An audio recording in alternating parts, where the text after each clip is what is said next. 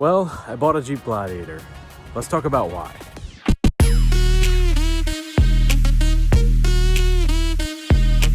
Hello everyone, welcome to the channel. If you're new here, I've been doing YouTube videos on cars for like 7 or 8 years now. And I've had a lot of cars. Probably too many. Some I regret selling, some I wish I would have kept. This is something I never thought I would get, a Jeep Gladiator. I've been a Toyota, Lexus guy, I've had Subarus, I had a couple Fords, and now a Jeep. It looks pretty cool. I missed having a 4x4 and a truck.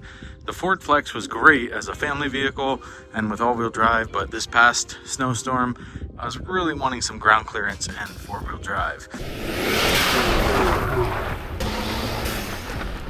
The all-wheel drive did okay, but man, I really miss being able to do a little bit more and go off the beaten path. And I started looking at trucks again, but I've really had everything. 4Runners, Sequoias, Tacomas. I didn't want to do the same thing again. I wanted to try something totally different. And for a couple years, I've wanted a convertible car. And it's like, I can't have it all, but you kind of can, because with a Jeep Gladiator, you get a 5-foot truck bed, you get 4-wheel drive, you get doors that come off, you get roofs that come off, like the whole roof comes off and becomes a convertible truck. That is super cool to me. I always thought these looked cool since they came out in 2020. They look kind of goofy with stock wheels like this. Like they're not big enough. They need a lift and bigger tires to really look the part. Just something's off a little bit proportionally because the wheels are like so small compared to how long the truck is. And yes, this is a truck. It's not just a Wrangler with a bed attached on it, which it kind of is, but the frame is borrows components from the Ram 1500. It does have a 3.6 liter V6, the Pentastar.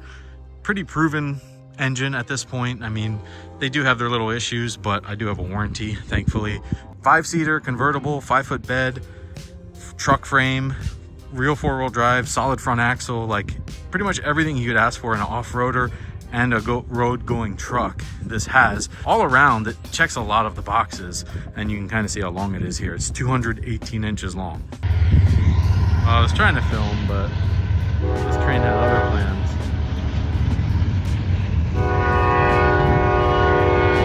Another box I needed to have checked was fitting in my driveway. My driveway is not that long. It's kind of weird. These newer builds just don't have a lot of driveway space, and I'd rather not park on the road down the street. Like I'd have to walk to it. Rather have it right in my driveway and something that would potentially fit in my garage if I needed to.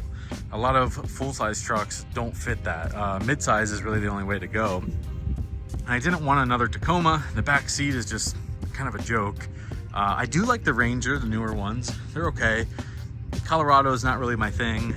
And this does more than those trucks. So it's still 4x4, it's still a truck, still has the 5-foot bed, still has 4 doors so you can have multiple passengers, but it also has a convertible roof. This comes off. So in the summer, when we go to the lake or the beach, we can have an open air experience. I can tow something like my motors I go if I need to.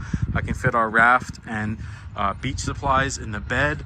It's kind of like an all-around lifestyle vehicle, as Jeep calls it. That train is still going. This is such a long train. So that's kind of why I got it. It checked all the boxes for me, fit in my driveway, had a proven 4x4 system, 3.6 liter V6, that's pretty proven, a ZF 8-speed transmission, solid front axle, it could tow, had a big enough bed to do what I need to do. It's convertible, the doors do come off.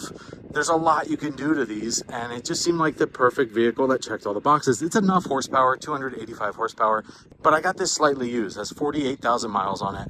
It's a 2022 model. This isn't the Rubicon or the Mojave or any of those higher models. It's not even the Willys or Willis. It doesn't have a locker, but I could always add that later. This is based on a Sport S. It's the altitude model, so not the high altitude, the altitude model. So it's a Sport S with blackout package, essentially. It does have some other features, which I'll show you, and I don't know if those were optioned on or if that's part of the altitude package, but like I do like how this looks. I did want a color match roof. It's just, you know, beggars can't be choosers. This was listed for like $26,500 with 48,000 miles, one owner, lease. And I thought that was a really good price considering they're like 45 plus new. I think this model probably was like 38 to 40 new, but with some of the options and all that stuff, you know, I don't tax, title, all that stuff. Like I figured 26 was a pretty good price from what I've seen online for a really clean version of one of these. I do have some mods that I've kind of done so far. They're not anything crazy. Just some cosmetic stuff to make it my own. I just got these like little red rubber things that go on the hooks just to get some contrast there. I do have a white grill I picked up off Facebook Marketplace that I'll be putting on just because I like the white look a little better. I do like the black wheels, not a good offset. Tires are a little small. You know, it could use a lift, but those are all things I can do down the road. Something I had to get used to were the hood latches. That was new for me. You can just open the hood. And you can get locking ones, which I will probably do just for some sense of security, but it's just a 3.6 liter V6 in there. Really, if you've seen one Jeep, you've seen them all. It's not the diesel one, it's the gas one. It's got just the regular turn signal markers and all that. It's got the halogens. I do have LEDs on the way. I do want to upgrade that. I have some yellow bulbs for these. To start, I'm not doing anything crazy, but I would like to keep this longer term. You know, I want to keep something longer than like a year. It's my challenge to myself, and I feel like this checks all the boxes. So it's not like, oh, I need 4-wheel drive, or oh, I need this, or oh, it does everything. Maybe the only thing that can be dinged on it is interior space, but honestly, this thing is super cool. It did come with these cheap Tiger steps. Some of the cheap hardware is rusting. That's not a big deal. I can always swap those out.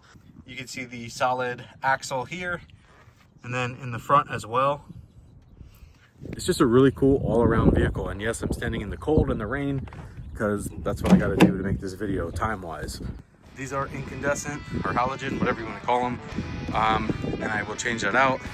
The bed is a pretty good size. It's 5 foot. It does have the built-in lights, does not have the power inverter stuff. I don't really care about that. Did come with a cheap tonneau cover. I'd like to get a hard one that rolls up. I don't love the tri-fold just because when it's folded, you lose space. But this is like really light and damped, which I did not have with the Ranger, and I probably will be selling my Ranger. If you've seen any videos, this is the 2008 with like 200,000 miles, but I kind of built it up over the last year. But this is gonna do everything I need to do. I love driving it so far. I love the driving position. I get the Jeep waves. I've gotten ducked once so far. Wasn't a big fan of that before, but yeah, it's growing on me. I do need to get tint on it, and I mean, there it is. There's my Jeep Gladiator. Let's take a look at the interior. So opening this up, you kind of have to keep in mind, I do have to grease these doors, but these are really small doors because they're meant to come off. So you would just take this off, unplug this, and then take these bolts out. It comes with a special Jeep toolkit, and the door literally lifts right off. And then you're doorless. I don't know that I need to do that right now, especially in this weather, but it is an option. I did get some floor mats off Amazon. There is a weird like oil stain on this. I gotta get these seats clean, and I have some seat covers coming. I've reversed this because I don't like that angle. It just hits my head weird. But overall, comfort is pretty good. Start it up here. I think the screens are actually like really good quality. Like this CarPlay works really well. Like when CarPlay's on, yeah, I've been getting like 17 miles per gallon, which was actually better than my Flex sometimes. And this runs on just regular 87. I do put 89 or 93 in it when I can. Man, it's got the bed lights here. You got your auto lights. Like, it pretty much has all the creature comforts I would like or I would need. Your volume and your track buttons are behind the steering wheel here. Your window switches are in the center. It's funny to me that the window switches are in the center because people are like, oh, it's a Jeep, the doors come off. That's why I have to put the switches in the center and not on the door. But it's like, well, why would you need your windows if the doors are off? If the window control was on the door, that'd be fine because you're not using the window when your doors are. It's just, it kind of seems silly. I don't know why it's like that. Maybe it's just easier for wiring because then you're not having 4 different switches. They're all right here. I do like all the hard buttons and knobs. It doesn't have the package with the heated heat seats and steering wheel. You could always add heated seats later. Heated steering wheel might be a little more, but honestly, I don't need that. Like, the Flex had it. I used it a few times. It was okay. It's just like I could just wear gloves. You have the 8-speed transmission, some aux buttons, which are actually pretty cool. You can just, everything's like wired up, ready to go for like lighting, extra lighting. So I can add a bunch of different stuff if I want to. 12 volt DC, window switches, like I said. You have USB-C and USB-A. I put a little phone mount here so I can hold my phone.